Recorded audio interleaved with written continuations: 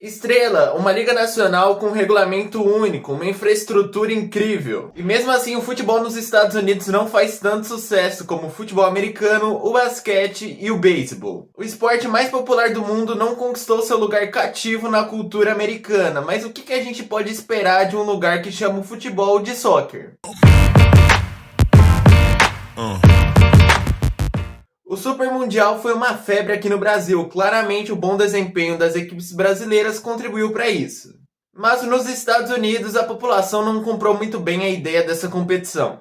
Alguns jogos tiveram públicos ridículos, beiram inacreditável. O Ulsan contra o Mamelodi, por exemplo, não teve nem 3.500 pessoas no estádio. Pachuca vs Salzburg teve 5.200 pessoas, e o confronto entre Fluminense e Inter de Milão nas oitavas teve 20 mil.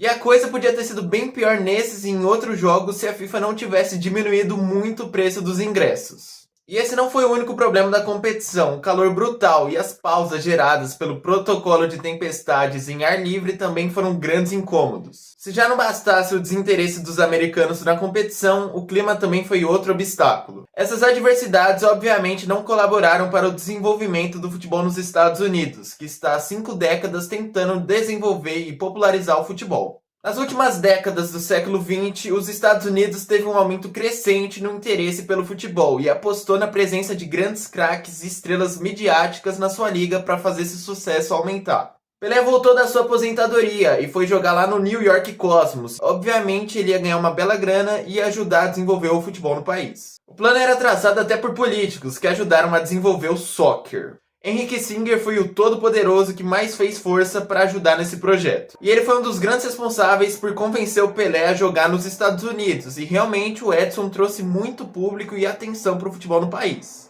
O Cosmos tinha uma grande conexão com o rei e com o futebol brasileiro em si, já que o clube tinha sido fundado em 1970, o ano do tricampeonato mundial da seleção brasileira, e eles também tinham como suas cores principais o verde e o amarelo, em homenagem à maior seleção do mundo. A Liga dos Estados Unidos era semi-profissional, muitos atletas não dedicavam 100% do seu tempo no futebol, existindo literalmente alguns pedreiros por lá. O impacto da chegada do Pelé no soccer foi imediato. Os estádios lotavam, com cerca de 80 mil pessoas por jogo, e a audiência também aumentou muito. Parecia o início de uma nova febre nos Estados Unidos. O projeto do Cosmos expandiu e simplesmente reuniu outros masters estrelados como Carlos Alberto Torres e o Beckenbauer, George Best, Johan Cruyff, Gordon Banks, Bob Moore, Gerd Miller e Eusébio. Todos eles foram jogar nos Estados Unidos em meados da década de 70. Era o lugar dos sonhos para os grandes craques se aposentarem, sem se esforçarem muito fisicamente e ganharem uma bolada, mais ou menos o que acontece atualmente. O problema é que o público não tinha um grande apelo pelos clubes em si, e sim pelos atletas, as grandes estrelas em campo. O povo americano não apreciava o soccer em si, e sim as grandes estrelas que estavam por lá. Quando Pelé se aposentou, dessa vez para valer, tudo começou a desandar. O soccer não era sustentável, o futebol nos Estados Unidos tentou se expandir num piscar de olhos. Não houve um planejamento bem feito, as grandes estrelas que continuavam por lá ganhavam um caminhão de dinheiro e os clubes não tinham a capacidade de pagar esses salários. As receitas diminuíram com a diminuição do público nos estádios e a diminuição dos patrocínios, era a derrocada do futebol nos Estados Unidos. A NASL, a Liga Nacional de Futebol nos Estados Unidos, então chegou ao fim em 1984. E essa não foi a grande derrota americana. O país tentou sediar a Copa de 86, mas perdeu a batalha para o México. O futebol era o quarto esporte mais popular dos Estados Unidos e precisava da Copa para impulsionar o seu crescimento. A Copa nos Estados Unidos veio tarde demais, em 1994, tarde demais para salvar a popularidade do esporte no país. O soccer então desmoronava. Uma pesquisa apontou que só 25% dos americanos adultos sabiam que a Copa do Mundo seria realizada nos Estados Unidos. O desinteresse pelo futebol se mantinha intacto, mas surpreendentemente os públicos foram muito bons.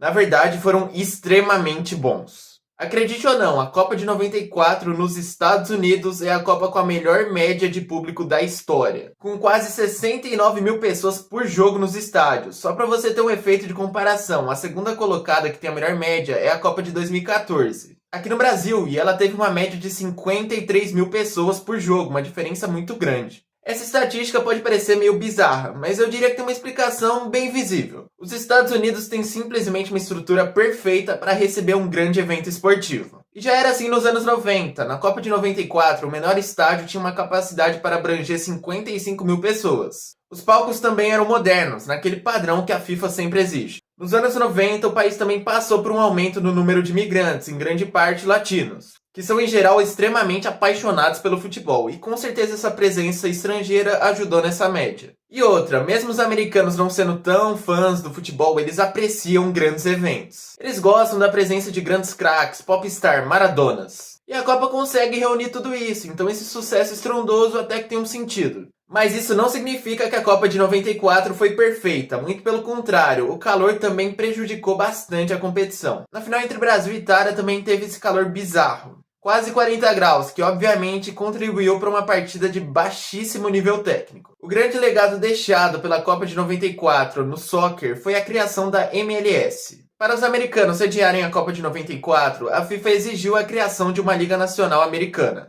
Os americanos atenderam a ordem e em 1996 a primeira partida da história da MLS foi jogada. Era o momento de aproveitar o sucesso deixado pela Copa de 94 e transferi-lo para o soccer. O problema é que os americanos não aprenderam com o próprio erro. É aquilo, errar uma vez é humano, mas errar duas vezes é burrice. Mais estrelas como Valderrama, Hugo Sanches, Jorge Campos foram contratadas. O campeonato ainda não era sustentável para ter estrelas com grandes salários. Então eis que o público e a audiência foi diminuindo com o passar dos anos, e daí eles tiveram que apelar para o show. Cá entre nós, o futebol, diante dos outros esportes que fazem sucesso nos Estados Unidos, é um esporte monótono. Não é a cada minuto, como no futebol americano ou no basquete, que acontecem lances extraordinários e plásticos. O futebol não tem pausas constantes para os intervalos que os americanos tanto apreciam. O futebol em si não é compatível com um show americano. Então a solução encontrada foi americanizar o futebol. Se inspirando na NBA, o relógio começou a ter uma contagem regressiva. Foi criado o shootout para desempatar os jogos, e isso não foi bem recebido. Por fim, a liga tentou implementar o gol de ouro para deixar as partidas mais emocionantes. Mas nada disso deu certo e tudo foi abandonado. Parecia o fim, era melhor os Estados Unidos deixarem o futebol com quem sabia jogar mesmo. Mas eis que com a bela campanha da seleção americana na Copa de 2002, chegando nas quartas de final, houve uma reviravolta. O campeonato voltou a ganhar patrocínios e visibilidade, e em 2007 David Beckham chegou ao futebol americano, mais especificamente no LA Galaxy. O que parecia ser a chegada de mais uma superestrela se transformou em algo muito maior. Era extremamente estranha a ida de David para os Estados Unidos, ele só tinha 31 anos. Ele estava no Real Madrid, estava numa liga maior, não fazia sentido essa escolha. Ele passou a ganhar 6,5 milhões de dólares por temporada, e ele ganhava 20. Naquela época a MLS já tinha um teto salarial, e na época ele era de 2 milhões de dólares. Isso era feito como uma forma de deixar os times mais equilibrados e mais saudáveis financeiramente. Mas para trazer o Beckham foi criada uma nova regra, chamada de jogador designado, onde 3 jogadores poderiam ganhar acima do teto. Essa era uma bela mudança na liga. Mas a principal cláusula do contrato do Beckham foi poder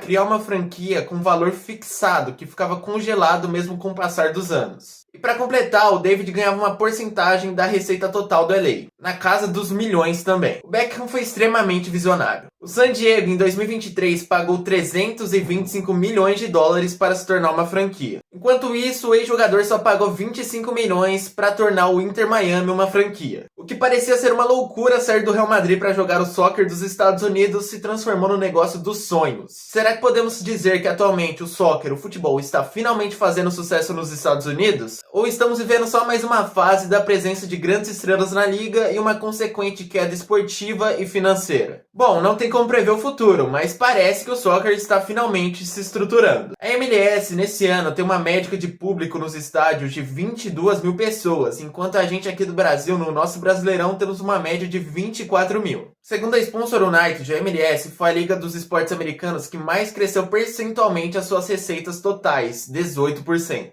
É óbvio que o efeito Messi tem uma grande influência nisso. A grande questão é se esse crescimento da MLS é sustentável. Os americanos já tiveram muitas frustrações com a tentativa de popularizar o soccer, e talvez esse seja mais um fracasso, ou talvez não. A MLS tem algumas coisas bem únicas que não estamos nem um pouco habituados. Primeiramente, ninguém é rebaixado. Para quem está acostumado com a NBA a MLS tem um regulamento bem parecido com ela, tendo uma temporada regular com 2 conferências, onde existe a zona dos playoffs, que é basicamente o mata-mata para decidir o campeão, e uma zona de play-in, que é basicamente uma repescagem. Até draft a liga tem, onde os clubes escolhem jogadores universitários para comporem os seus plantéis. Mas diferentemente da NFL e da NBA, os times da MLS têm categoria de base. Agora o grande X da questão, vale a pena acompanhar a MLS, o soccer? Na minha opinião, não. Eu diria que o futebol nos Estados Unidos é completamente o contrário aqui do futebol brasileiro. Enquanto a gente aqui no Brasil valoriza, ama os clubes, lá eles amam os jogadores. Aqui no Brasil a gente pode ter Léos Godóis da vida, que a gente vai continuar acompanhando nossos clubes. Enquanto isso, nos Estados Unidos, se o Inter Miami não tiver o Messi no seu plantel, não tiver ele jogando, atuando, ninguém vai ligar pro clube. Os americanos não têm apego às franquias, para eles é tudo um negócio, os clássicos de lá nem podem ser chamados de clássicos. Tudo é um show. Os americanos querem ver um espetáculo, com grandes estrelas em campo. E se continuar assim, o futebol nunca vai ser sustentável nos Estados Unidos. Por isso, pra mim, do jeito que as coisas estão, o soccer nunca vai fazer sucesso nos Estados Unidos. Pelo menos não da mesma maneira do que os outros 3 grandes esportes por lá. Com o hockey, o futebol até consegue rivalizar. Mas enfim, talvez a Copa de 2026 ajude a alavancar o futebol por lá. De qualquer forma, os americanos ainda têm a oportunidade de aproveitarem e conviverem com o esporte mais popular do mundo no seu dia a dia. A questão é, eles vão ou não fracassar novamente? Gostou do conteúdo? Então deixa o like para ajudar na recomendação do vídeo, também se inscreva no canal e ativa o sininho para não perder nenhum conteúdo novo, e no mais, é isso. Então tchau e até logo!